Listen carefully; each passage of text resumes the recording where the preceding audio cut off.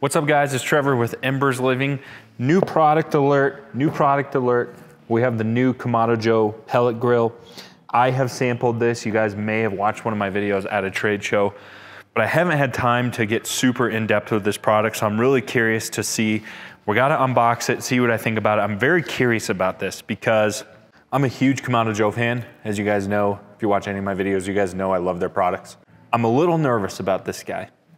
I think out of all of their products, this could be the most gimmicky, but that's why we gotta unbox it, and we're gonna actually put it through a test run because I wanna see if there's any added value with this ceramic style Kamado shape while using pellet technology.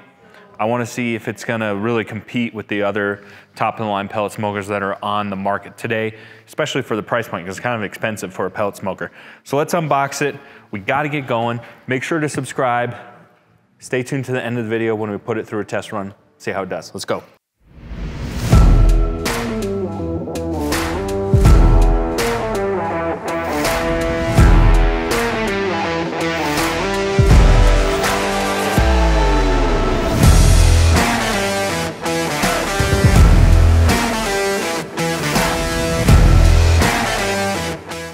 Okay, so we got this put together. We're gonna kind of go through some of the hardware features. Then we're gonna take it outside, download the app, fire it up, and see how it works from a functionality standpoint. So you can see from a hardware standpoint, we have a ton of carryover from like the regular, like classic 3. Looks like the exact same stand, same side shelves, same hinge system on the back, same tower control, even though the tower control doesn't function the same. Same ceramic.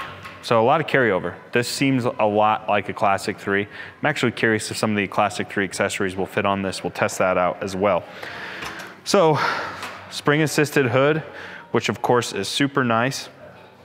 Then we have sort of our half moon cooking grates here. So let's break this thing down. And then this looks like our smoke shelf or our grease contraption. What do we call these, Elijah? Grease tray. Grease tray. Yeah, but it also stops direct flame, so our smoke's gonna bellow up around this, and that's what's gonna create that nice smokiness. So anyways, this drains, see this here? This drains to right here, and then it's basically a little hole that drains into like a little grease trap here. So that's kind of nice. But you can see, I'm surprised this isn't necessarily a bad thing. It's just a very shallow setup. So take this out. Okay, so this looks like this goes right over our burn pot. Really get in here, Elijah. Okay, so if you look in here, here is our burn pot, right in here. And then we got our igniter in there. Doesn't look like you're really supposed to take this apart. Shouldn't have taken that off, boss. Yeah, we shouldn't have taken that out. But it's good to take that out, because look under here quick. Thanks, Tate. Thanks for the heads up that I shouldn't have done that. See, look at that. See, there's a fan in there. So there's where we're getting our air intake to keep the power up. Or to keep our fire burning, I should say. How hot our fire is gonna burn is gonna be based off of that modulating intake fan. All right, let's reinstall it. What do you want? Oh, you shouldn't have taken that out. Tate just told me that. I know, dude. I fixed it. Okay, got to put back together. So it's a relatively, I mean, that's just like any other pellet smoker. We basically have an auger motor feeding pellets into a burn pot with an igniter and an intake fan for the fire control. Coincidentally, let's get in the auger. Let's put this back together first. So right off the bat, for a pellet smoker, this doesn't seem like a lot of real estate. I don't know why. With charcoal, we sort of accept that 18-inch diameter, but on a pellet smoker, it just doesn't seem like I'm getting much. That's just me though. So our lid's here. Here is our hopper. Now this is another thing I'm not crazy about. Is one, we don't have a very big hopper. And then we got to feed our pellets in here, so we're gonna see how that goes. And then what is cool though is that auger moves upwards. So I feel like that's gonna help with jams, you know, just natural gravity helping out. We'll see, but I kind of like that upward design. I think there is some value to that. But obviously you're not gonna be able to fit a lot of pellets in here because even though you have all this space up to here, you can't really fill pellets past this line, I don't think. But we're gonna test that and see. So that's where your auger motor is and where you fill your pellets. Do have a manual dialog here. So we have power controls, and then so we have our temperature settings. So smoking, barbecue roasting, and then searing for high heat. So one of the advantages to this is I think it gets up to 700 degrees or so. So it's gonna get hotter than a lot of the other pellet barbecues on the market, which would be a big plus. If this thing can really sear and get the temp and hold temp, then we have some good value there. But so far out of the other features, I'm not in love with it. Let's take it outside, fire it up, connect to the Wi-Fi, really see how functional this thing is and see if there's some good value here, especially if we can get up to 700 degrees. Okay, let me show you the back here quick.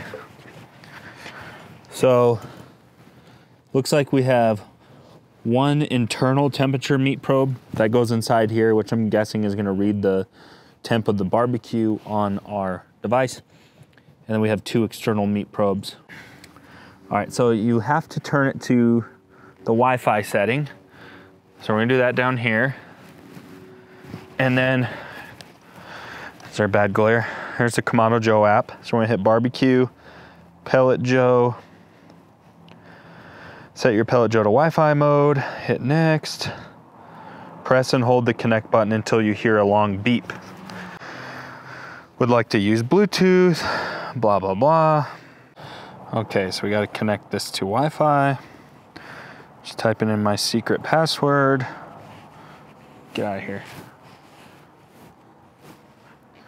Doing my password, dude.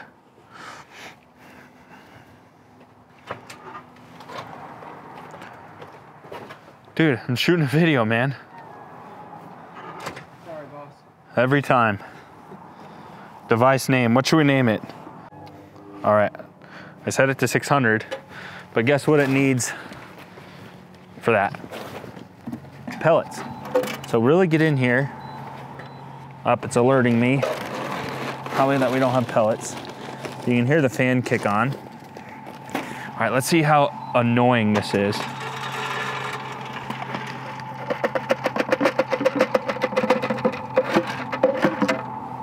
Should we try a little more? So we got one scoop. It's a 10-pound hopper, which is, of course, pretty small. You definitely have to be kind of strategic. We're making a mess a little bit. Definitely kind of irritating. All right, let's close it up. See how fast you can get the temp. So you see, look at that. Maybe it's just me, but I'm annoyed by that. It annoys me. It annoys me because I have to sweep that later. You're annoyed because you're gonna have to clean that up? Yep. Should I step on one a little bit? Nah, I wouldn't. I would never do that. While that's doing that, let's grab some classic 3 accessories and see if they work in conjunction with this. Let's come back and check on it in a couple minutes. Okay, so this is still firing up. They say you're not supposed to be opening this, but let's just quick take a peek, see. So this is a cooking grate out of the Classic 3, and this is the Pellet Joe. So they are absolutely identical. Now the reason that's good news is some of your accessories are gonna fit and transfer over. I'm not so sure about like a rotisserie or a dojo, how well those would perform with a pellet smoker, but definitely like your cast iron half moons, things like that, those are gonna fit right in there. So if you already have all that stuff, that's a big plus. You're not gonna have to rebuy that if you buy this guy. All right, I'm gonna get this swept up and let's give this a couple more minutes here. One thing I don't like doing is sweeping up pellets after I load my hopper. That could just be me though. Okay.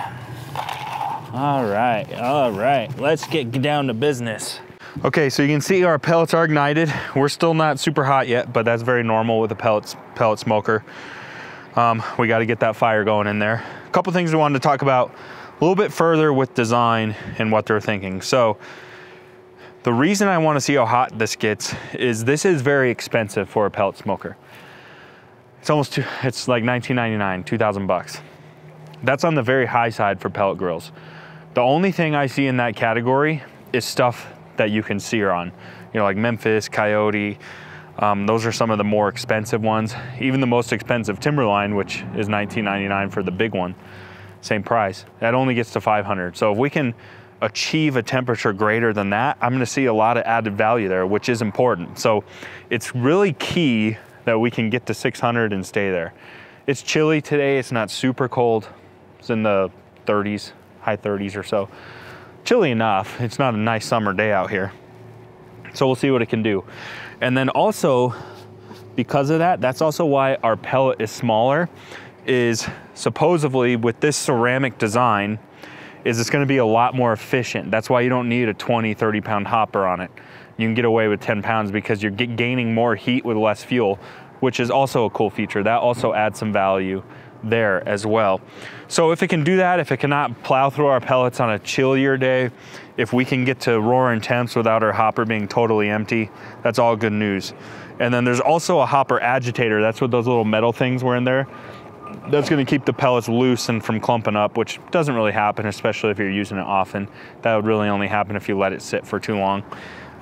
So that's some of the advantages and why we would shop with Kamado Joe compared to their competitors. Let's see if it actually holds true. I do believe that this ceramic is gonna help hold heat. Every time we do a video outside, I just can't get through it. There's just planes everywhere. That's what happens when your store's next to an airport. It's just the way it goes. This ceramic, I do believe is gonna help hold heat. So if you're in a cold climate, I do think there's a little bit of advantage with the ceramic dome or ceramic bowl, because you're gonna be able to get the temp and hold temp, where some of the thinner or base model Traegers, some of the base like Pit Bosses and stuff, they sort of dog out a little bit. But the nicer Traegers, which we've tested before in the cold, do a great job. And this, I would just assume, would far surpass that, even on top of that with the ceramic materials, which helps understand why it's a more expensive grill. So let's give this a few more minutes. We'll come back and check on it. All right, it's been about 15, 20 minutes or so. And look at that. I got her set at 600. Digitally, she's reading 605, but let's look at our analog. Oh yeah, she's just ripping. Now this is awesome, because to me, this proves functionality. This proves value. That's the biggest knock with a lot of pellet grills out on the market, is they don't get to 500-600 degrees, or maybe 500 is where they cap. All the Traegers do, and a lot of the other brands too. It's only when you get into the higher end price point where you can get above 500. And if we're right at 700, that's pretty impressive. So it starts to put itself in that category with like a Memphis or a Coyote. The only other one that's affordable, a lot more affordable, that sears, is gonna be the Weber Smokefire. We all know what a disaster the first generation one was. We have a second generation one, we'll be testing that. If it performs better, that would also fall into this category. But here we have tremendous added value because it is getting up to temp, and it's gonna be able to get hot like a luxury.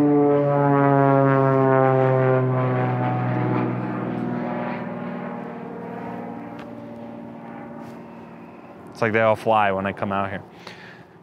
It's gonna get up to temp like a luxury premium smoker would. Now, I'm gonna tell you for sure you can sear. Let's look at this here. If we were to take our cast iron cooking grate from our Classic 3 and throw that baby right here, oh yeah, I mean, you can hear her just ripping. Hear that? Oh yeah. Get my mic up real close. But that's a nice fire.